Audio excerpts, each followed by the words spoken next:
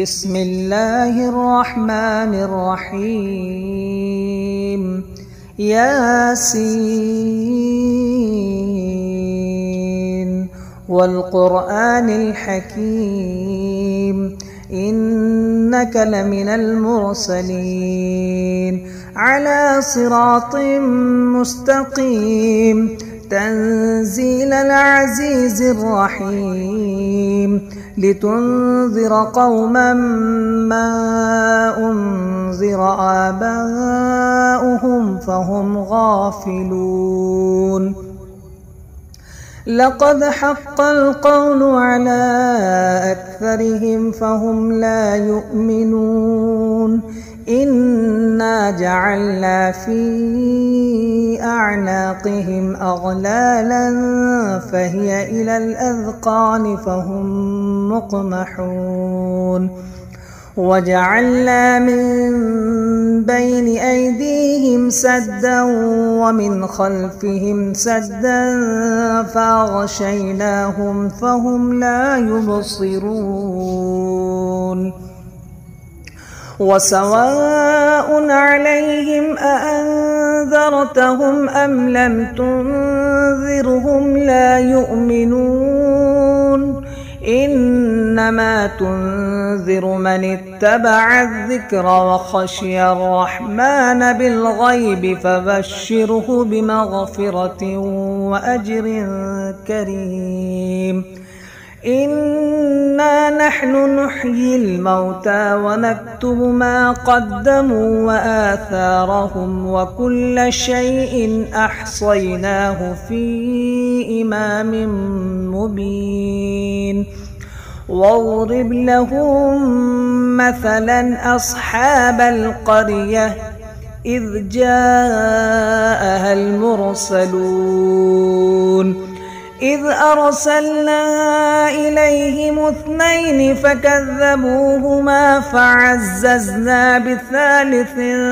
فقالوا إنا إليكم مرسلون. قالوا ما أنتم إلا بشر مثلنا وما أنزل الرحمن من شيء إن أنتم إلا تكذبون. قالوا ربنا يعلم إنا إليكم لمرسلون وما علينا إلا البلاغ المبين. قالوا إنا تطيرنا بكم لئن لم تنتهوا لنرجمنكم وليمسنكم منا عذاب أليم. قالوا طائركم معكم أئن ذكرتم بل أنتم قوم مسرفون. وجاء من أقصى المدينة رجل يسعى قال يا قوم اتبعوا المرسلين اتبعوا من لا يسألكم أجرا وهم مهتدون. وما لي لا أعبد الذي فطرني وإليه ترجعون. أتخذ من دونه آلهة إن يردني الرحمن بضر لا تغن عني شفاعتهم شيئا ولا ينقذون. إني إذا لفي ضلال مبين. إني آمنت بربكم فاسمعون. قيل ادخل الجنة قال يا ليت قومي يعلمون بما غفر لي ربي وجعلني من المكرمين. وما أنزلنا على قومه من بعده من جند من السماء وما كنا منزلين إن كانت إلا صيحة واحدة فإذا هم خامدون يا حسرة على العباد ما يأتيهم من رسول إلا كانوا به يستهزئون ألم يروا كم أهلكنا قبلهم من القرون أنهم إليهم لا يرجعون وإن كل لما جميع لدينا محضرون وآية لهم الأرض الميتة أحييناها وأخرجنا منها حبا فمنه يأكلون وجعلنا فيها جنات من نخيل وأعناب وفجرنا فيها من العيون ليأكلوا من ثمره وما عملته أيديهم أفلا يشكرون سبحان الذي خلق الأزواج كلها مما تنبت الأرض ومن أنفسهم ومما لا يعلمون وآية لهم الليل نسلخ منه النهار فإذا هم مظلمون والشمس تجري لمستقر لها ذلك تقدير العزيز العليم والقمر قدرناه منازل حتى عاد كالعرجون القديم لا الشمس ينبغي لها أن تدرك القمر ولا الليل سابق النهار وكل في فلك يسبحون وآية لهم أنا حملنا ذريتهم في الفلك المشحون وخلقنا لهم من مثله ما يركبون وإن نشأ نغرقهم فلا صريخ لهم ولا هم ينقذون إلا رحمة منا ومتاعا إلى حين وإذا قيل لهم اتقوا ما بين أيديكم وما خلفكم لعلكم ترحمون وما تأتيهم من آية من آيات ربهم إلا كانوا عنها معرضين وإذا قيل لهم أنفقوا مما رزقكم الله قال الذين كفروا للذين آمنوا أنطعم من لو يشاء الله أطعمه إن أنتم إلا في ضلال مبين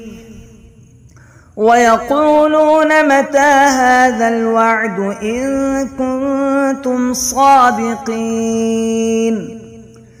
ما ينظرون إلا صيحة واحدة تأخذهم وهم يخصمون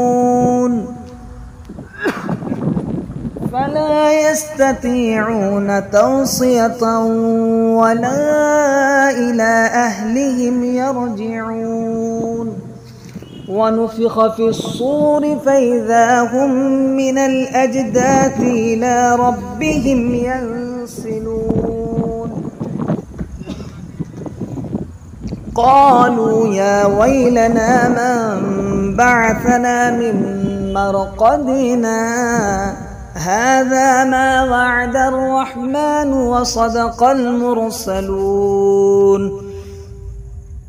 إن كانت إلا صيحة واحدة فإذا هم جميع لدينا محضرون فاليوم لا تظلم نفس شيئا ولا تجزون إلا ما كنتم تعملون إن أصحاب الجنة اليوم في شغل فاكهون هم وأزواجهم في ظلال على الأرائك متكئون لهم فيها فاكهة ولهم ما يدعون سلام قولا من رب رحيم وامتازوا اليوم أيها المجرمون ألم أعهد إليكم يا بني آدم ألا تعبدوا الشيطان إنه لكم عدو مبين وأن اعبدوني هذا صراط مستقيم ولقد أضل منكم جبلا كثيرا أفلم تكونوا تعقلون هذه جهنم التي كنتم توعدون اصلوها اليوم بما كنتم تكفرون اليوم نختم على أفواههم وتكلمنا أيديهم وتشهد أرجلهم بما كانوا يكسبون ولو نشاء لطمسنا على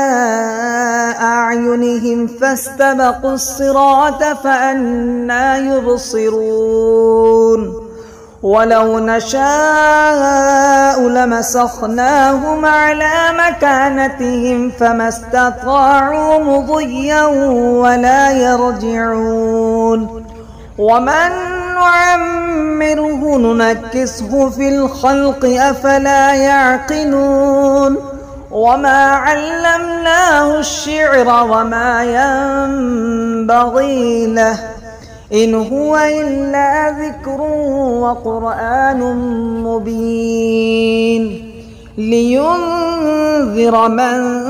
كان حيا ويحق القول على الكافرين أولم يروا أنا خلقنا لهم مما عملت أيدينا أنعاما فهم لها مالكون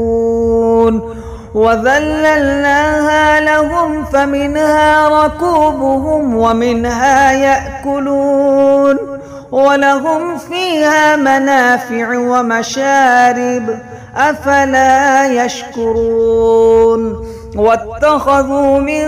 دون الله آلهة لعلهم ينصرون لا يستطيعون نصرهم وهم لهم جند محضرون فلا يحزنك قولهم إنا نعلم ما يسرون وما يعلنون أولم ير الإنسان أنا خلقناه من نطفة فإذا هو خصيم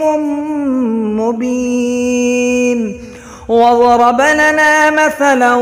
ونسي خلقه قال من يحيي العظام وهي رميم قل يحييها الذي أنشأها أول مرة وهو بكل خلق عليم الذي جعل لكم من الشجر الأخضر نارا فإذا أنتم منه توقدون أوليس الذي خلق السماوات والأرض بقادر على أن يخلق مثلهم بلى وهو الخلاق العليم إنما أمره إذا أراد شيئا أن يقول له كن فيكون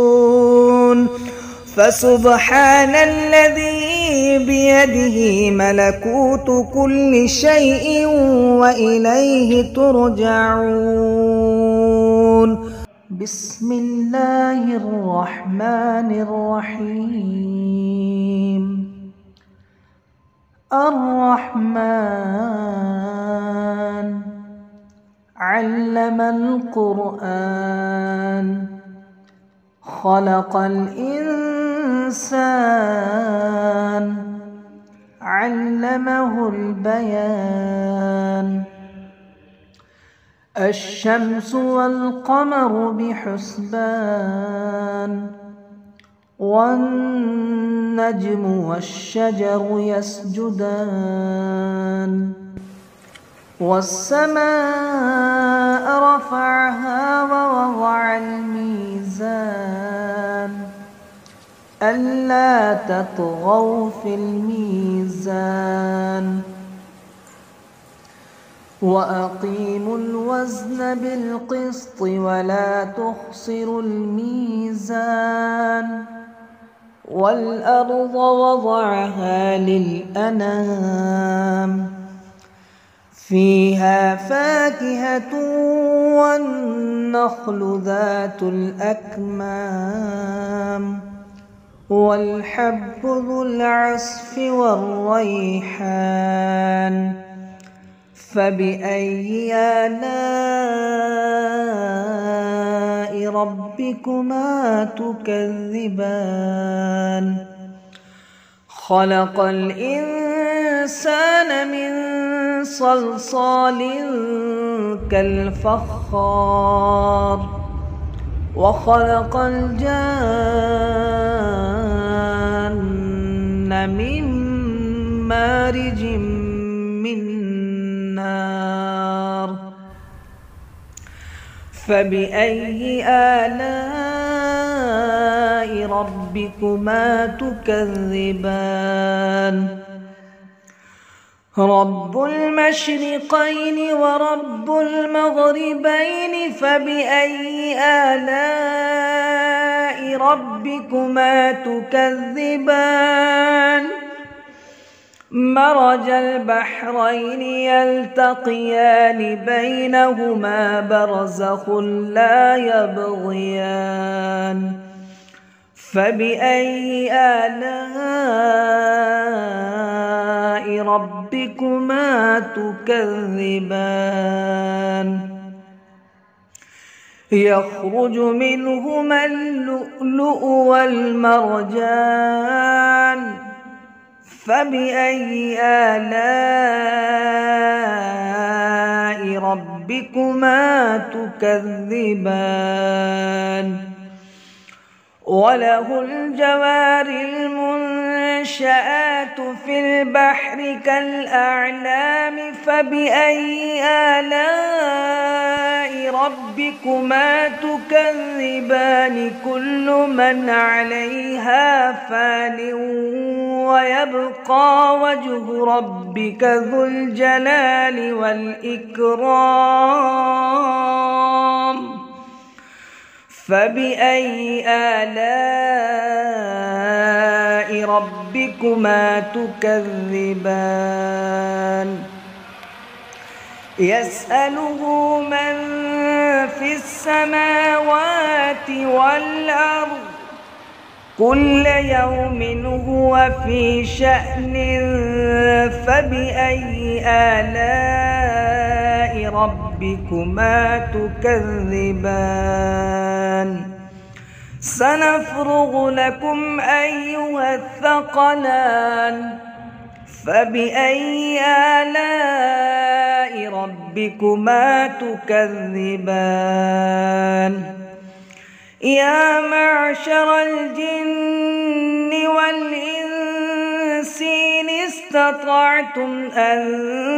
تنفذوا من أقطار السماوات والأرض فانفذوا لا تنفذون إلا بسلطان فبأي آلاء ربكما تكذبان يرسل عليكما شواظ من نار ونحاس فلا تنتصران فبأي آلاء ربكما تكذبان فإذا انشقت السماء فكانت وردة كالدهان فبأي آلاء ربكما تكذبان فيومئذ لا يسأل عن ذنبه إنس ولا جان فبأي آلاء ربكما تكذبان يعرف المجرمون بسيماهم فيؤخذ بالنواصي والأقدام فبأي آلاء ربكما تكذبان هذه جهنم التي يكذب بها المجرمون يطوفون بينها وبين حميم آن فبأي آلاء ربكما تكذبان ولمن خاف مقام ربه جنتان فبأي آلاء ربكما تكذبان ذواتا أفنان فبأي آلاء ربكما تكذبان فيهما عينان تجريان فبأي آلاء ربكما تكذبان فيهما من كل فاكهة زوجان فبأي آلاء ربكما تكذبان متكئين على فرش بطائنها من استبرق وجنى الجنتين دان فبأي آلاء ربكما تكذبان فيهن قاصرات الطرف لم يطمثهن إنس قبلهم ولا جان فبأي آلاء ربكما تكذبان كأنهن الياقوت والمرجان فبأي آلاء ربكما تكذبان هل جزاء الإحسان إلا الإحسان فبأي آلاء ربكما تكذبان ومن دونهما جنتان فبأي آلاء ربكما تكذبان مدهامتان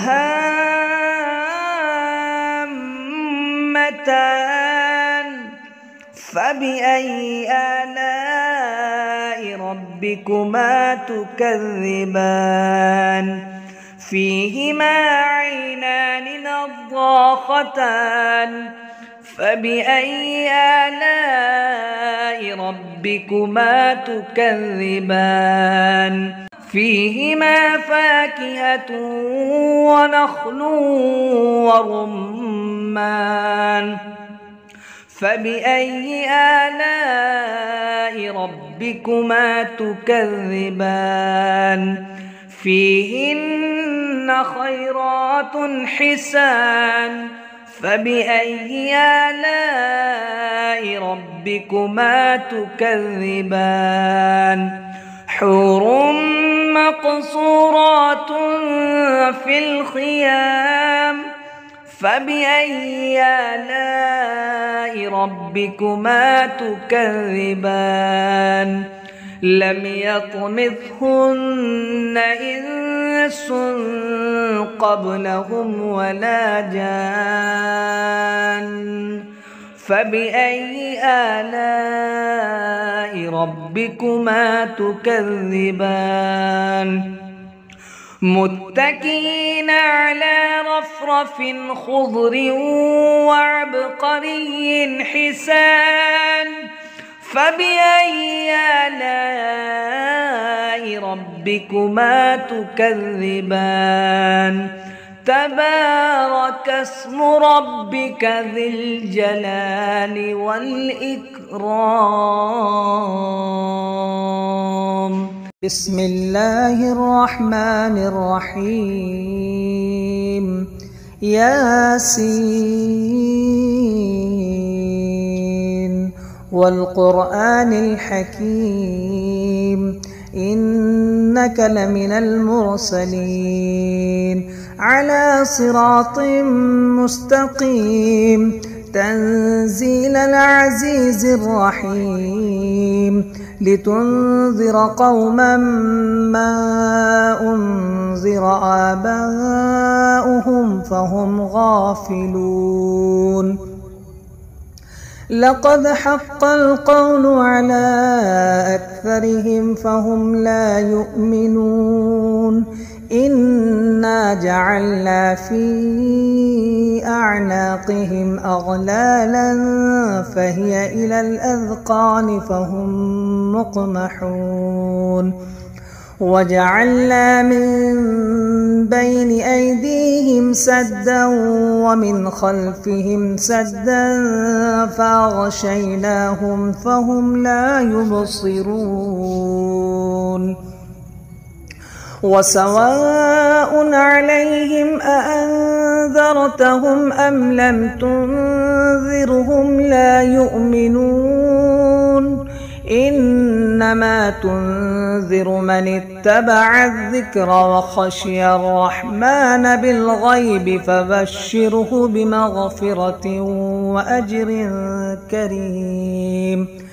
إنا نحن نحيي الموتى ونكتب ما قدموا وآثارهم وكل شيء أحصيناه في إمام مبين واضرب لهم مثلا أصحاب القرية إذ جاءها المرسلون إذ أرسلنا إليهم 2 فكذبوهما فعززنا بثالث فقالوا إنا إليكم مرسلون قالوا ما أنتم إلا بشر مثلنا وما أنزل الرحمن من شيء إن أنتم إلا تكذبون قالوا ربنا يعلم إنا إليكم لمرسلون وما علينا إلا البلاغ المبين. قالوا إنا تطيرنا بكم لئن لم تنتهوا لنرجمنكم وليمسنكم منا عذاب أليم. قالوا طائركم معكم أئن ذكرتم بل أنتم قوم مسرفون. وجاء من أقصى المدينة رجل يسعى قال يا قوم اتبعوا المرسلين اتبعوا من لا يسألكم أجرا وهم مهتدون. وما لي لا أعبد الذي فطرني وإليه ترجعون. أتخذ من دونه آلهة إن يردني الرحمن بضر لا تغن عني شفاعتهم شيئا ولا ينقذون. إني إذا لفي ضلال مبين. إني آمنت بربكم فاسمعون. قيل ادخل الجنة قال يا ليت قومي يعلمون بما غفر لي ربي وجعلني من المكرمين. وما أنزلنا على قومه من بعده من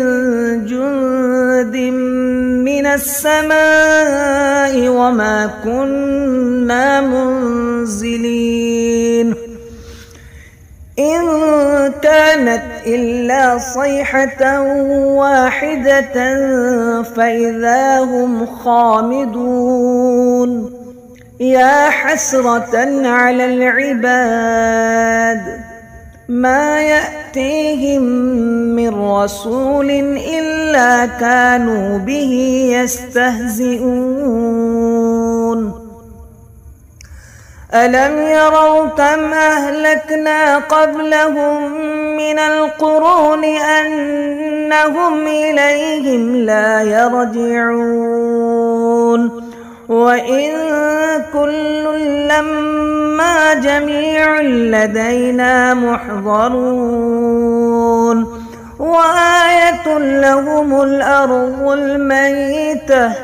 أحييناها وأخرجنا منها حبا فمنه يأكلون. وجعلنا فيها جنات من نخيل وأعناب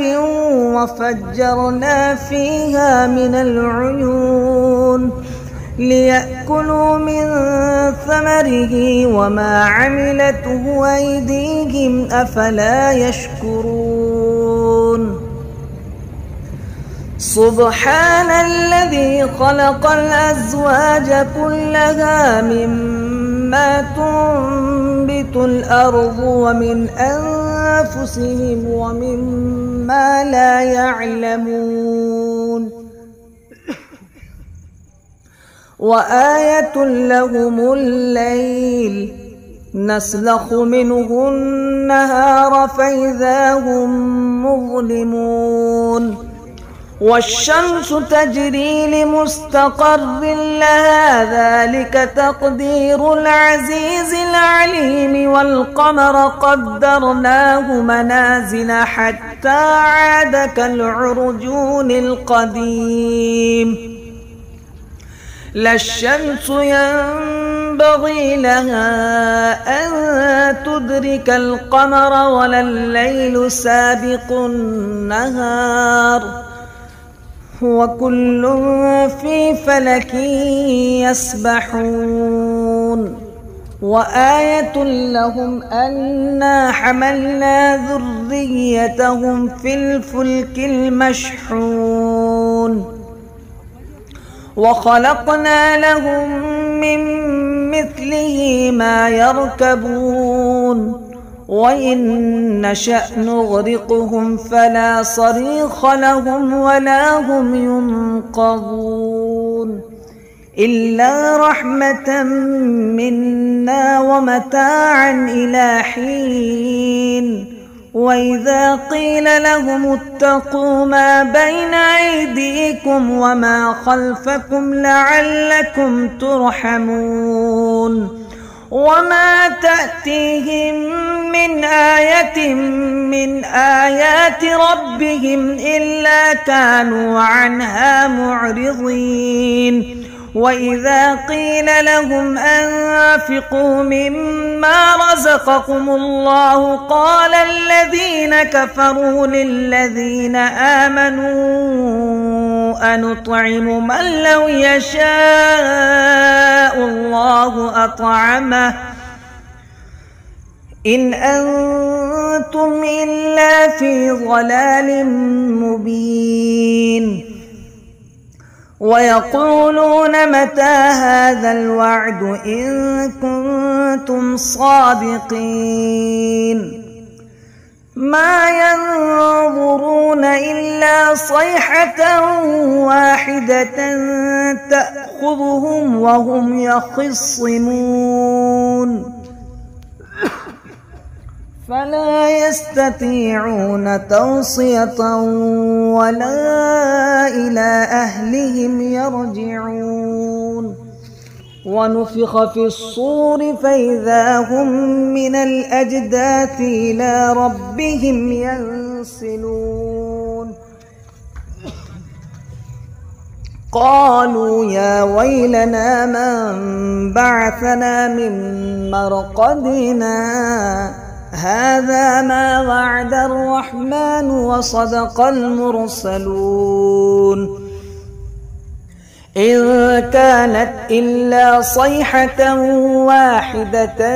فإذا هم جميع لدينا محضرون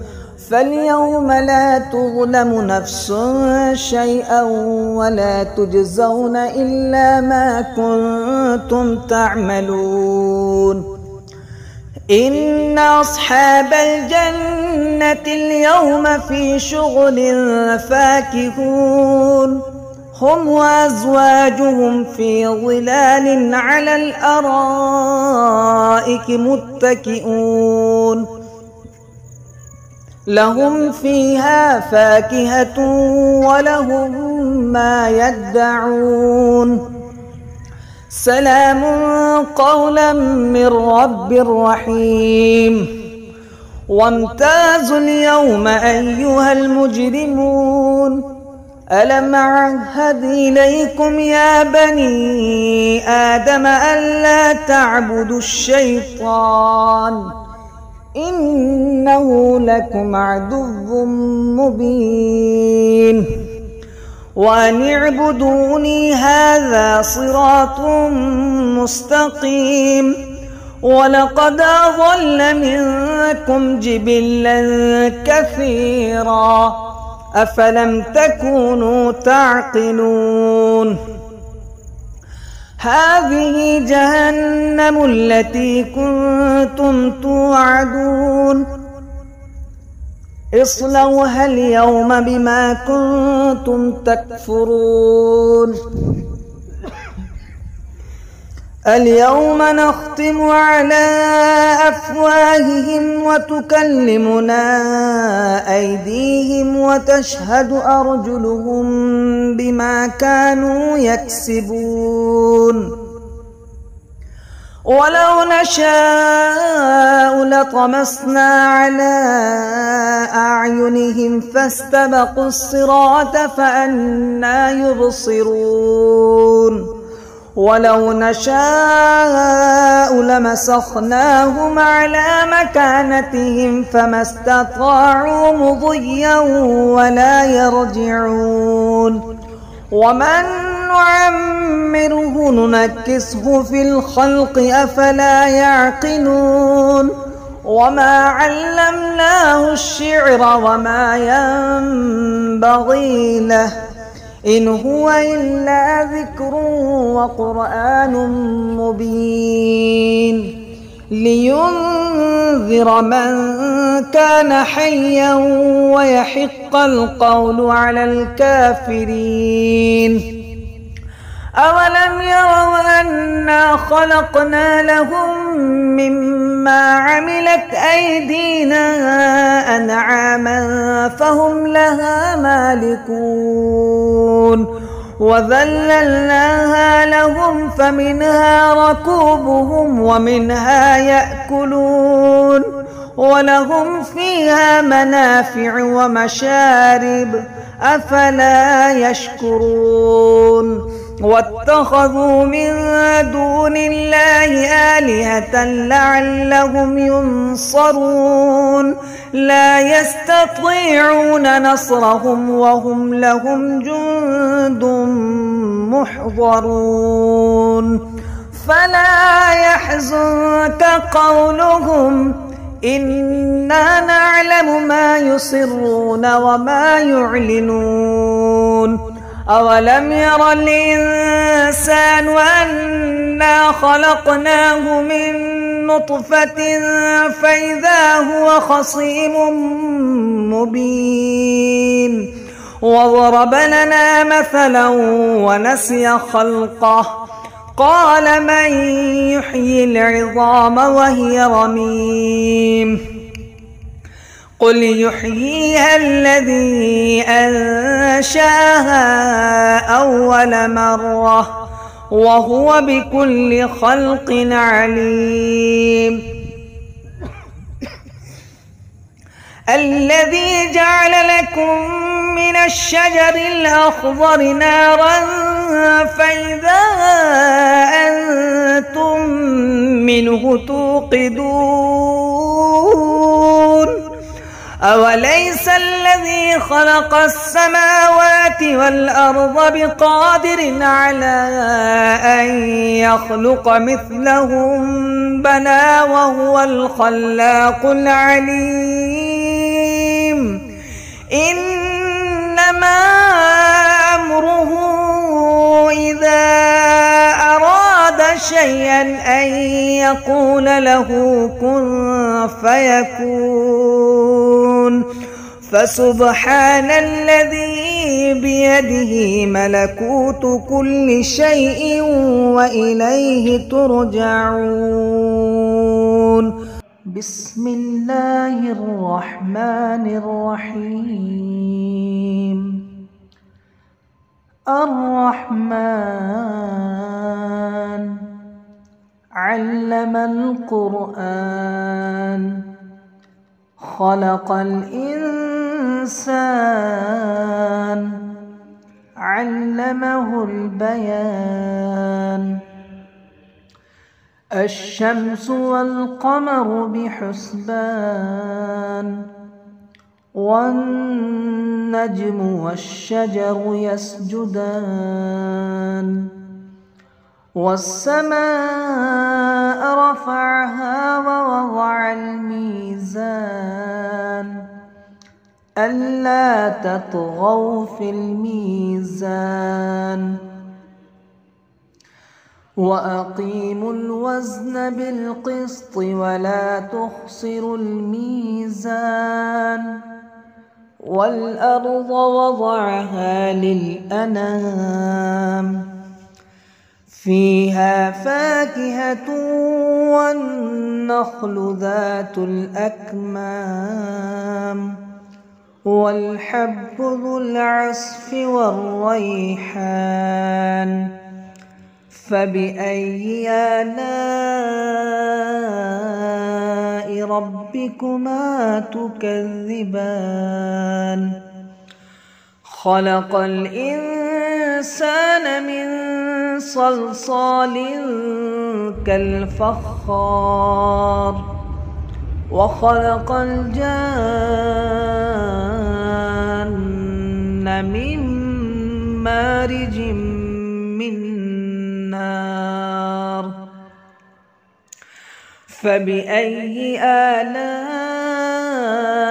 ربكما تكذبان رب المشرقين ورب المغربين فبأي آلاء ربكما تكذبان مرج البحرين يلتقيان بينهما برزخ لا يبغيان فبأي آلاء ربكما تكذبان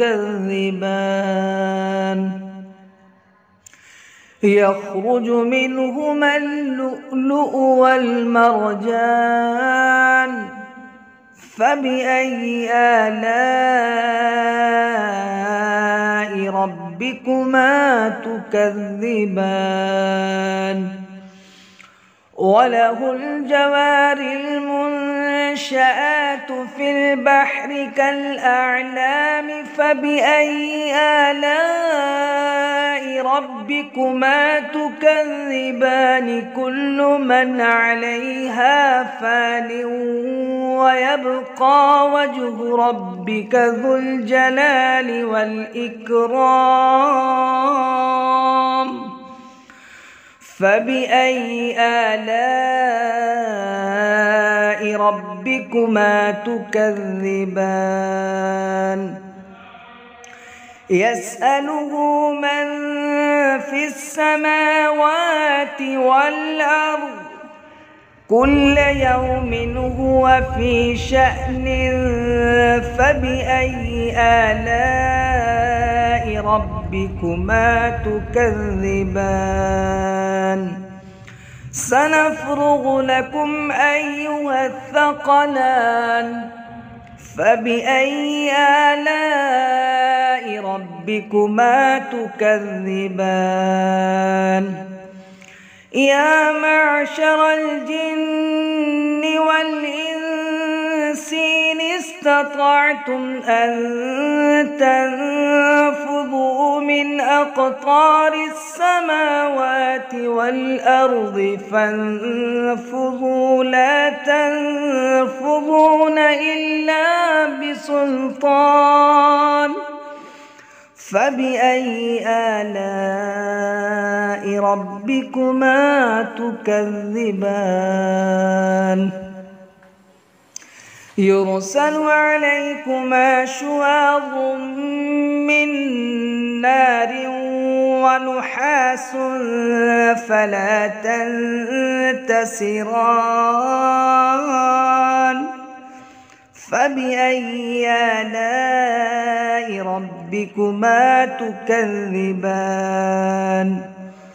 فإذا انشقت السماء فكانت وردة كالدهان فبأي آلاء ربكما تكذبان فيومئذ لا يسأل عن ذنبه إنس ولا جان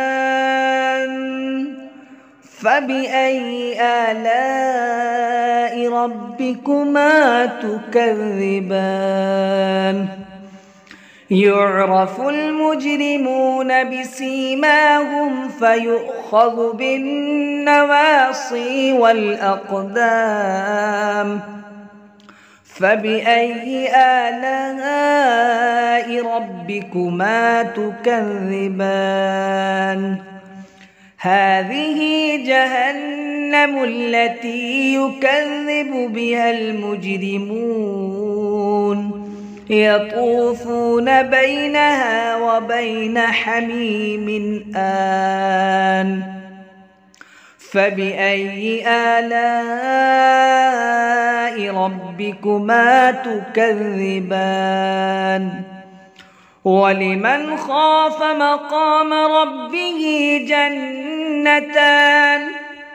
فبأي آلاء ربكما تكذبان ذواتا أفنان فبأي آلاء ربكما تكذبان فيهما عينان تجريان فبأي آلاء ربكما تكذبان فيهما من كل فاكهة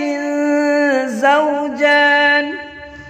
فبأي آلاء ربكما تكذبان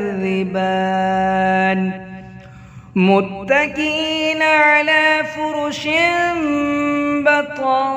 بطائنها من استبرق وجنى الجنتين دان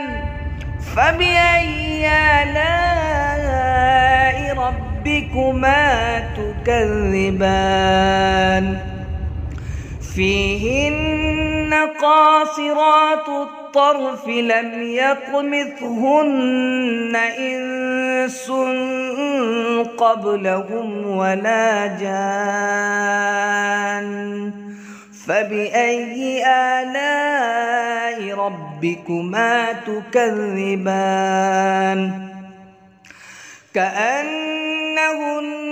الياقوت والمرجان فبأي آلاء ربكما تكذبان هل جزاء الإحسان إلا الإحسان فبأي آلاء ربكما تكذبان ومن دونهما جنتان فبأي آلاء ربكما تكذبان مدهامتان فبأي آلاء ربكما تكذبان فيهما عينان نضاختان فبأي آلاء ربكما تكذبان فيهما فاكهة ونخل ورمان فبأي آلاء ربكما تكذبان فيهن خيرات حسان فبأي آلاء ربكما تكذبان حور مقصورات في الخيام فبأي آلاء ربكما تكذبان لم يطمثهن إنس قبلهم ولا جان فبأي آلاء ربكما تكذبان متكئين على رفرف خضر وعبقري حسان فبأي آلاء ربكما تكذبان تبارك اسم ربك ذي الجلال والإكرام.